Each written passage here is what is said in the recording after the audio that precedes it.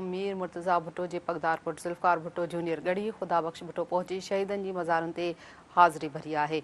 Junior Zulfikar Bhutto वालिद मुर्तज़ा भुट्टो ॾाॾे ॿियनि जी मज़ारुनि ते हाज़िरी भरी। ज़ुल्फ़िकार भुट्टो जूनियर शहीदनि जी मज़ारुनि ते हाज़िरी भरे गुल रखिया आहिनि। आगाह कयूं पिया ख़बर जे हवाले सां त मीर मुर्तज़ा भुट्टो जे पगदार पुट ज़ुल्फ़िकार भुट्टो जूनियर गढ़ी ख़ुदा बख़्श भुट्टो पहुची शहीदनि जी मज़ारुनि ते हाज़िरी भरी आहे। इन हवाले सां ॿुधायूं पिया त ज़ुल्फ़िकार भुट्टो जूनियर वालिद मुर्तज़ा भुट्टो ॾाॾे ऐं ॿियनि जी मज़ारुनि ते हाज़िरी भरंदी। ॿुधायूं पिया ज़ुल्फ़िकार भुट्टो जूनियर शहीदनि जी मज़ारुनि ते हाज़िरी भरे गुल बि रखिया आहिनि। मीर मुर्तज़ा भुट्टो जे पगदार पुट ज़ुल्फ़िकार भुट्टो जूनियर गढ़ी ख़ुदा बख़्श भुट्टो पहुची शहीदनि जी मज़ार ते हाज़िरी भरी आहे।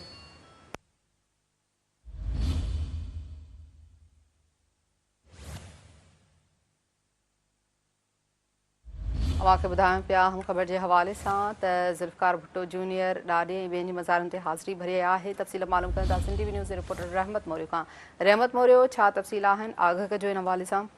हाँ, जीअं त जेको आहे सो ज़ुल्फ़िकार जूनियर जेको आहे सो जीअं पंहिंजो ॻुठ खां जेको आहे ज़मीन खां जेको आहे मजलिस करे ऐं जेको आहे गढ़ी ख़ुदा बख़्श पहुतो ऐं जिते हुन जेको आहे पंहिंजे वॾनि जे ॾाॾे ऐं पंहिंजो पीउ मीर मुर्तज़ा भुट्टो ऐं पुफी बेनज़ीर भुट्टो जे मज़ार ते जेको आहे हाज़िरी भरी ऐं गुलनि जी चादर चाढ़ी।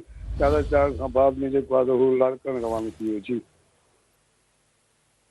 ठीकु आहे, वॾी महिरबानी रहमत मौर्य तफ़सील ॾियण लाइ।